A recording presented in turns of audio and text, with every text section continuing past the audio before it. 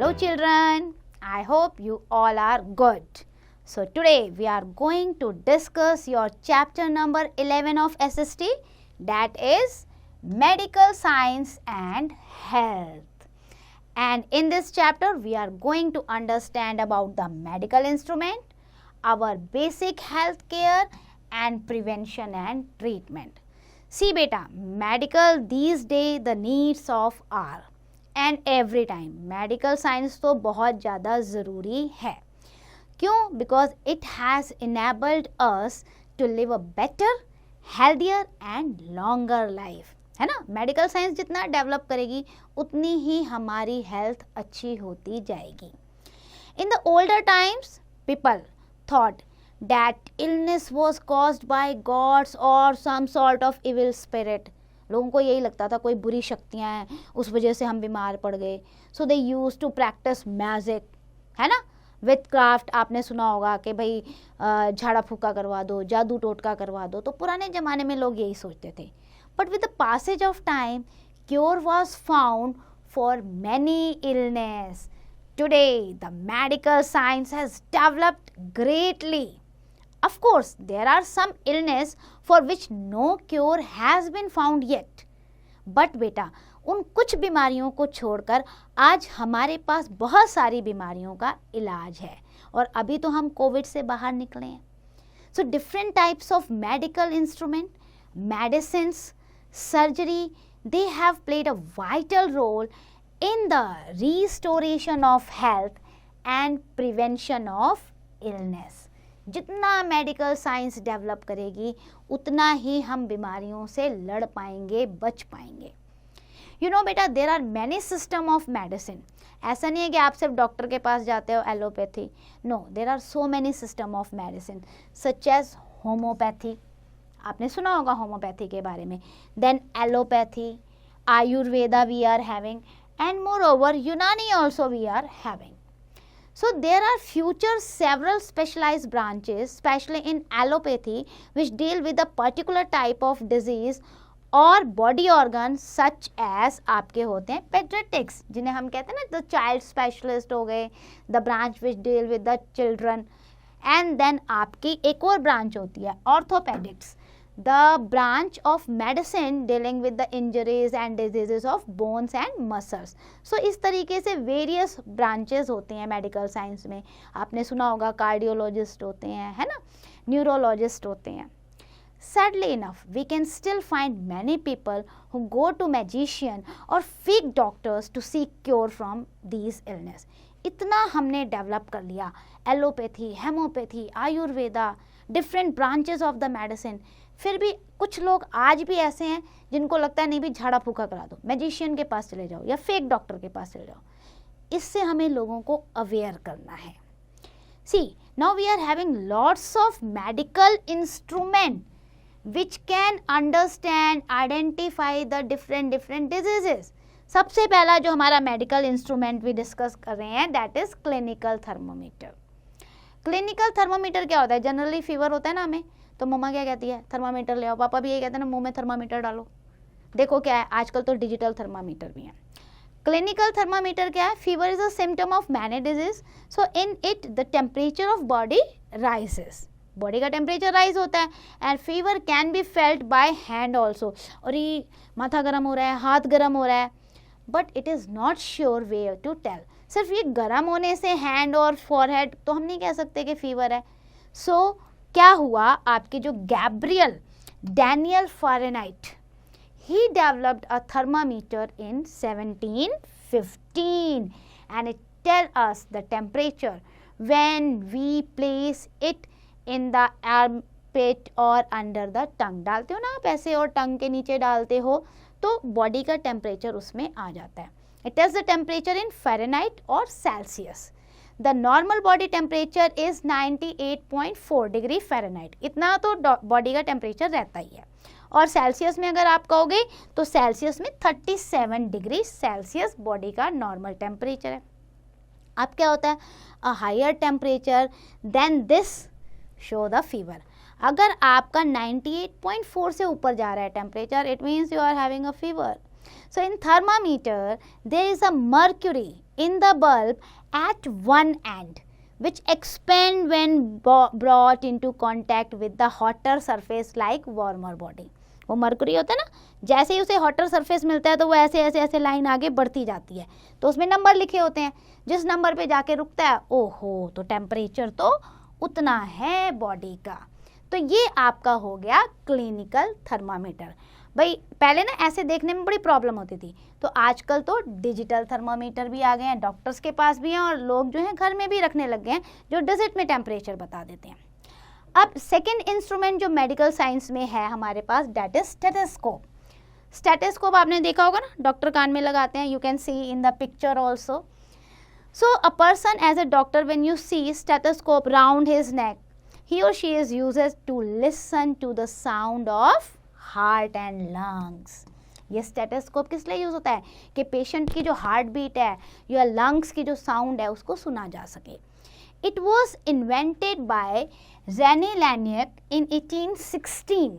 देखो कितने अच्छे अच्छे इन्वेंटर रहे हमारे जो इतने अच्छे इंस्ट्रूमेंट हमें दे गए।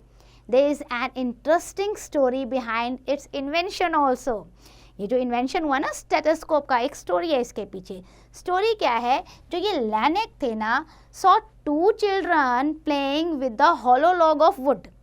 आपने भी बचपन में खेला होगा ना, एक कप में ऐसे बोल रहा है और एक दूसरा वहाँ से सुन रहा है, तो ऐसे hollow log of would say दो बच्चे खेल रहे थे। One child was whispering and other was listening, ठीक है, at the other end, and he himself played with the children for some time. फिर वो भी खेलने लग गए, एक बच्चा बोल रहा है और वो कान में सुन रहे हैं तो आवाज़ आने लग गई। He observe that he could listen to the faintest sound clearly. वो कह रहे, उन्हें लगा कि भाई इसमें तो आवाज़ क्लियर आ रही है। बस वहाँ से उन्हें आइडिया मिल गया, ये बच्चे खेल रहे हैं तो ऐसा कोई इंस्ट्रूमेंट बन सकता है जिससे हम बॉडी की आवाज़ को भी सुन सकें। Then he returned to his clinic. He rolled the newspaper into some kind of pipe and placed one end of the chest of a patient and started to hear. उसने पाइप जो बनाई ना कागज की, एक पेशेंट के chest पे लगा दी और सुनने लग गया कि भाई कुछ सुनाई पड़ता है। He found that he could listen to the heartbeat and the sound of air coming in and going out of the lungs clearly. Then he decided, okay, I am going to develop one instrument which can give us the clear sound of heart and lungs. तो यहाँ से बना हमारा stethoscope. अब चलते हैं हम third instrument पे, दैट इज माइक्रोस्कोप। माइक्रोस्कोप क्या होता है बेटा? It's a type of glass set on a stand. ये आप देख रहे हो, इस तरीके का स्टैंड बना हुआ है, नीचे आपका ग्लास लगा हुआ है, ठीक है। अब इसमें क्या होता है, which magnifies an object into many time its size. कितनी छोटी चीज़ अगर आप उस ग्लास के नीचे रखोगे ना बेटा, तो उसको आप अगर देखते हो ऐसे, तो वो लार्जर साइज में आपको नज़र आती है। We can easily examine the hair of a mosquito also through the microscope, and even the bacteria and germs which we cannot otherwise see with our naked eyes. So microscope से आप ऐसे small bacteria को भी large shape में देख सकते हो। The invention of microscope too has an interesting story. जैसे स्टेथोस्कोप की स्टोरी थी, माइक्रोस्कोप इन्वेंट करने की भी इंटरेस्टिंग स्टोरी है। क्या हुआ, एक बार हॉलैंड में एक शॉपकीपर था। He was selling the spectacles, चश्मे बेच रहा था। Now observe that he could see a fly much larger when he saw it through two different lenses. उसने ऑब्जर्व किया, अरे ये दो लेंस से जब मैं देख रहा हूँ तो मुझे तो चीज़ जो है फ्लाई है, हाउस फ्लाई है, वो बड़ी बड़ी दिख रही है। This gave him an idea and he made a toy called flea glass. उसने एक पहले खिलौना बनाया, flea glass, and this became popular among the children. लोगों के बीच में बड़ा पॉपुलर हो गया, बच्चे खेलने लगे, अरे ये तो बड़ा दिख रहा है, बड़ा दिख रहा है, बड़ा दिख रहा है। जैसे नहीं मैग्नीफाइंग ग्लास होते हैं, ऐसे हम करके देखते हैं, तो वो उन्होंने डिस्कवर इस तरीके से किया। Then Galileo heard about this toy and he developed this idea into the invention of microscope. Galileo को समझ में आया कि ये फ्ली ग्लास से ना हम कुछ और भी बड़ा बना सकते हैं, जिससे हम और माइन्यूट चीज़ों को देख पाएँ। तो उन्होंने इस आइडिया को डेवलप किया, and then ever since it has been further developed by Leeuwenhoek was the first man to see bacteria through it. तो तो देखो कितने लोग इसमें इन्वॉल्व हुए और मॉडिफाई किया इस इन्वेंशन को, and finally we got the microscope from one toy. Now the another instrument, that is X-ray machine. You must have seen X-ray machine also. It is used to see the internal body, bones and organs. Body के अंदर कितने organs और bones हैं. This was invented by the German professor Wilhelm Röntgen. He has invented this in 1896. क्या हुआ? One day he was conducting some experiment in his laboratory. अब वो experiment कर रहे थे by passing the electricity through a glass tube. एक glass tube से उन्होंने इलेक्ट्रिसिटी पास की. What he observe that some chemicals across the room started to glow when energy pass through the glass tube. ओ, उन्हें लगा कि भाई ये तो कुछ चमक रहा है, कुछ दिख रहा है मुझे. Then he named these rays, जो ये रेज पास हो रही थी, चमक रही थी, उन्होंने उस रेज को नाम दे दिया एक्स रेज. और एक्सरेज आज इतना मॉडिफाइड हो गया, इतना डेवलप्ड हो गया ये मशीन कि चाहे आप बॉडी के जिस पार्ट का एक्सरे कराते हो ना बेटा, तो उस रेज से आपके अंदर का ऑर्गन्स जो है वो सारा पता चल जाता है. So now student, X ray machine story you have heard. Apart from that other machines also developed. Now a number of instruments and machines are used by doctor to diagnose and to treat the person. For example आपने देखा होगा, देखो ultrasound करवाते हैं, CT scan करवाते हैं. CT scan की machine में अंदर डालते हैं तो पूरा ब्रेन का या बॉडी का जो पार्ट आप करते हो उसके बारे में पता चलता है. देन लेज़र हो गया, ईसीजी हो गया, ईईजी हो गया. पूरा ये जो मशीन आप देख रहे हो ना, ईईजी बटन की तरह बहुत सारी दिख रही है, ये आपके ब्रेन पे, हेड पे चिपका दी जाती है to know about the nerve cells of the brains. So कितना एडवांस हमारी टेक्नोलॉजी और हमारे इंस्ट्रूमेंट हो गए हैं मेडिकल साइंस में. अब बात करते हैं प्रिवेंशन एंड ट्रीटमेंट. भाई इंस्ट्रूमेंट तो डेवलप हुए, क्या मेडिसिन भी डेवलप हुई है with the passage of time? Of course बेटा, मेडिसिन भी डेवलप हुई हैं. The concept of using the herbs and spices for treatment is quite old in the world. अभी कोविड टाइम पे भी क्या हो रहा था कि भैया ये खा लो, ये पी लो, अदरक वाला पी लो पानी, ये पानी पी लो, गला नहीं खराब होएगा, है ना. हमने क्या किया, हमने हर्ब्स और स्पाइसेस को मिक्स कर लिया और इस तरीके का हमने लिक्विड पीना स्टार्ट कर दिया. तो ये तो पुराना कंसेप्ट है ही. बट इन इंडिया अगर आप देखोगे ना, हर इंडियन होम्स में we find granny's formula revolving round many plants. नीम ले ले, तुलसी ले ले, स्पाइसेस ले ले, कार्डेमम हो गया, टर्मरिक हो गया. इन सब चीज़ों को इंडियन फैमिली में हमेशा यूज़ ही किया जाता है. आज भी मम्मी ये कहती होगी हल्दी वाला दूध पी के सोना बेटा, तो सारी डिजीज़ ख़त्म हो जाएंगी. But modern science has played a great role in developing new types of medicine, antibodies जिसे हम कहते हैं, एंटीबायोटिक्स हमें चाहिए होते हैं, and vaccine for this purpose. बहुत सारी बीमारियां हैं बेटा जिसके लिए हमें वैक्सीनेशन की ज़रूरत भी होती है. तो सबसे पहले डिस्कस करते हैं हम मलेरिया. ये दिख रहे हैं mosquito. Malaria has been a killer disease since ancient time, specially in the tropical countries. क्योंकि ट्रॉपिकल कंट्रीज़ में बेटा बहुत ज़्यादा रेनफॉल होती है, गर्मी बहुत ज़्यादा होती है, तो मॉस्किटोज़ बहुत ज़्यादा ब्रीड करते हैं. तो वहाँ पे ये मॉस्किटोज़ अटैक बहुत ज़्यादा होते हैं. पहले के टाइम पे मलेरिया से लोग मर जाते थे. The scientist find out that it spread due to the mosquito called Anopheles. ये हर एक मच्छर से नहीं होता मलेरिया, ये एक एनोफिल्स मच्छर होता है, उससे होता है. कुनैन, ये देखो वर्ड आपको दिया हुआ है ना, QUININ. Quinine was found to be effective for its treatment. ये एक टाइप ऑफ मेडिसिन है जिससे जो है इफेक्टिव है ये मलेरिया के क्योर में. The spray of DDT powder, ये DDT को जब हम स्प्रे कर रहे हैं, it also prevents the breeding of mosquitoes.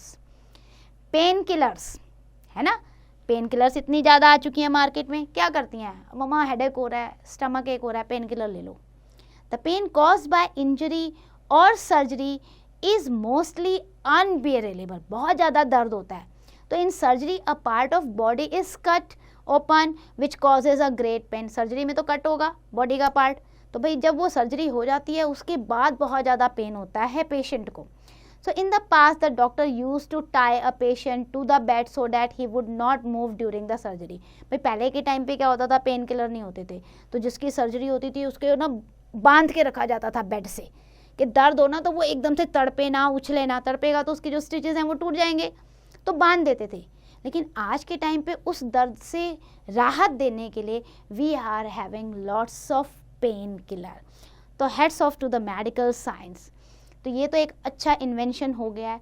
Never the less the pain was cause. So ये आपके जो थे ना जेम्स सिम्पसन, इन्होंने डिस्कवर्ड किया कि भाई पेन किलर तो ठीक है, लेकिन उन्होंने क्या डिस्कवर्ड किया, chloroform in 1847 to make a patient unconscious during the surgery. भाई जब सर्जरी हो रही है, बॉडी का पार्ट कट रहा है, तो बंदा कैसे बर्दाश्त करेगा, तो ये क्लोरोफॉर्म यूज़ किया गया, जिससे जो है पर्सन जो था वो बेहोश हो जाता था, अनकॉन्शियस हो जाता था. तो it has resulted in painless surgery.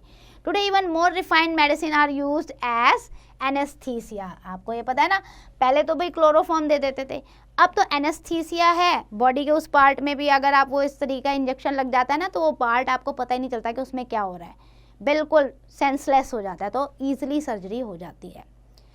Now moving to the antibiotics, the discovery of antibiotics like penicillin. Penicillin तो बहुत मतलब अच्छी डिस्कवरी रही है एंटीबायोटिक्स में. Apart from that chloromycetin and streptomycin. Streptomycin word आपने बहुत बार मम्मी के मुंह से भी सुना होगा. ये एंटीबायोटिक्स है. It is very useful as these help to control the infection. इससे इन्फेक्शन नहीं होते हैं. And these drugs are derive from living organism.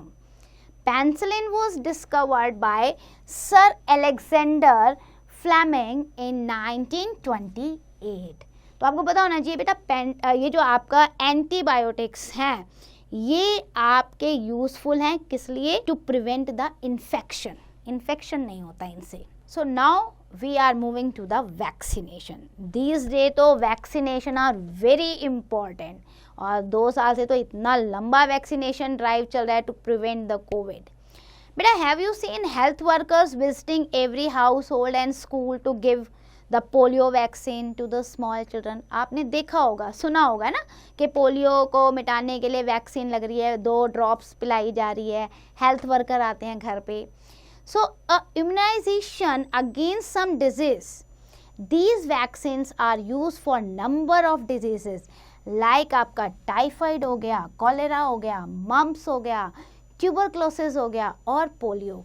इनके अगेंस्ट जो है वैक्सीनेशन ड्राइव चलाई गई है. There is a story behind the discovery of vaccine also. इसके पीछे भी एक स्टोरी है बेटा. The first vaccine was for smallpox. आपने अभी सुना होगा बड़े बुजुर्गों के मुंह से ना कि माता निकल आई है, ठीक है, बड़ी माता, छोटी माता. तो स्मॉल पॉक्स वो एक काइंड ऑफ ये भी डिजीज होती थी. It was discovered by doctor Edward Jenner. इन्होंने ये स्मॉल पॉक्स की वैक्सीनेशन जो है डिस्कवर्ड की थी. कब की थी? In 1796. Now as a doctor he observe the milkmaids did not suffer from smallpox. उन्होंने देखा स्मॉल पॉक्स की बीमारी फैली हुई थी, और ये जो मिल्कमेड्स हैं ये तो सफ़र ही नहीं है स्मॉल पॉक्स से. Rather than they suffered from the milder form called cowpox. जबकि इनको स्मॉल पॉक्स नहीं, काउ पॉक्स हो रखा था. Then he concluded that those who suffered from cowpox did not suffer from smallpox. जिसको cowpox हो गया उसे स्मॉल पॉक्स नहीं होगा. Then he decided to undertake a dangerous project. It was very danger, but उन्होंने कहा कुछ तो एक्सपेरिमेंट करना पड़ेगा. What he did, he took out the water from a cowpox blister and injected it into the body of healthy boy. आपको पता है जैसे छाले से पड़ जाते हैं, जिसको काउपॉक्स हुआ था ना, छाले से थे पानी वाले, तो उसका वो पानी उन्होंने निकाला इंजेक्शन से और एक हेल्दी बॉय के उसमें डाल दिया. रिस्क तो लिया. उस बॉय का नाम पता है आपको क्या था? That is Phipps. भाई किसी पे तो एक्सपेरिमेंट करना था. Phipps suffered from cowpox for a couple of days in order to see if Phipp would ever suffer from smallpox. अब उन्होंने ये देखा कि क्या फिप को स्मॉल पॉक्स हुआ है. काउपॉक्स तो उसे हो रखा था, लेकिन क्या उसे स्मॉल पॉक्स होगा? नहीं हुआ. Doctor Jenner injected fluid from the smallpox blister into him. Phip never suffered from smallpox. This was how vaccination against smallpox was found. अब उन्हें समझ में आ गया, भैया जिसको काउ पॉक्स हो रखा है उसके ब्लिस्टर का पानी स्मॉल पॉक्स वाले में डाल दो, स्मॉल पॉक्स वाले का पानी काउ पॉक्स वाले में डाल दो, तो इससे जो है स्मॉल पॉक्स नहीं होगा. मतलब उसके बाद उन्होंने बहुत ज़्यादा डिस्कवरी की, उस पर बहुत ज़्यादा एक्सपेरिमेंट किया, but observation was successful and then he decided to make the vaccination. तो इस तरीके से डिफरेंट डिजीज़ेस की वैक्सीनेशन आती गई मार्केट में. अब हम बात करते हैं बेसिक हेल्थ केयर की. बहुत ज़्यादा ज़रूरी है बेटा आज के टाइम पे, और हमेशा शुरू से कहते हैं ना, हेल्दी मैन जो है वही आगे सक्सेसफुल रह सकता है. A great progress has made in medical science, yet we are not living a longer and healthier life. इतनी ज़्यादा प्रोग्रेस हो गई, इतना बड़ा चैप्टर हमने पढ़ लिया, उसके बाद भी एक लंबी लाइफ एक बंदा नहीं जीता है. There are so many reason. Our lifestyle is the reason behind it. हमारा जो लाइफ स्टाइल है ना बेटा वो गड़बड़ा गया है. We pass are most of the time sitting before the TV, working on our desk. हमारे को यही काम हो गया. सारा दिन टीवी के सामने बैठो, मोबाइल के सामने बैठो, जंक फूड खा लो, पिज़्ज़ा मंगा लो, बर्गर मंगा लो. तो ये जो लाइफ स्टाइल है वो हमारी बॉडी को इंटरनली पोल्यूट करता है, और जिससे जो है हमारी बॉडी हेल्दी नहीं रहती है. We can observe some simple rules to stay healthy and agile. कुछ नहीं करना बेटा, सिंपल रूल रेगुलेशन है जिससे आप एक हेल्दी वेल्दी लाइफ जी सकते हो. कैसे? Observe cleanliness, keep your body close and surrounding clean. साफ सुथरे रहो हमेशा, आसपास भी सफाई रखो. Take regular exercise. कह के मम्मी पापा भी थक गए हैं बेटा, डेली योगा करो, एक्सरसाइज करो, और आउटडोर गेम ज़्यादा खेलो. फिजिकल एक्सरसाइज जो है बेस्ट वे है to stay healthy, active and agile. अगर आप मोबाइल में खेल रहे हो ना, उससे आप बीमार ही होगे, लेकिन अगर आप बाहर फुटबॉल खेल रहे हो, क्रिकेट खेल रहे हो, तो उससे आपका स्टेमिना स्ट्रांग होगा. Eat healthy and nutritious food. खा लो भाई ग्रीन लीफी वेजिटेबल. क्या प्रॉब्लम है, मम्मी बनाती है अगर पालक, तो ज़रूरी नहीं है कि हर वक्त टेस्टी स्पाइसी फूड ही खाना है. This is not healthy. Even the junk food तो बेटा आपके कोल्ड ड्रिंक हो गए, जंक फूड हो गए, ये तो वेरी वेरी हार्मफुल हैं आपकी बॉडी के लिए. And visit a health centre और consult a doctor regularly for prevention of any diseases. अगर ये 4-5 स्टेप्स आप अपनी लाइफ में आजमा लेते हो, अपना लेते हो, तो you can stay healthy and wealthy. So this was the whole chapter about the medical science, and what is the conclusion? Medical science has enabled us to live better, healthier and longer life. There are many systems and branches in the medical science today, and many important medical instruments that we have discussed, whether it's a microscope, stethoscope, x-ray machine, CT scan, etc., that has been developed. Apart from that, many medicine also brought into the market by the invention. बहुत सारी medicine आ चुकी हैं, चाहे वो pain killer हो, चाहे वो आपका एनेस्थीसिया हो. देन एंटीबायोटिक्स क्या करते हैं? They control the infections. Vaccination, it control many dreaded diseases. अभी कोविड में वैक्सीन लगाए सबको. And it is important to observe the simple rules to stay healthy in the life. So that's all for the chapter. Now read the chapter carefully and do the exercise.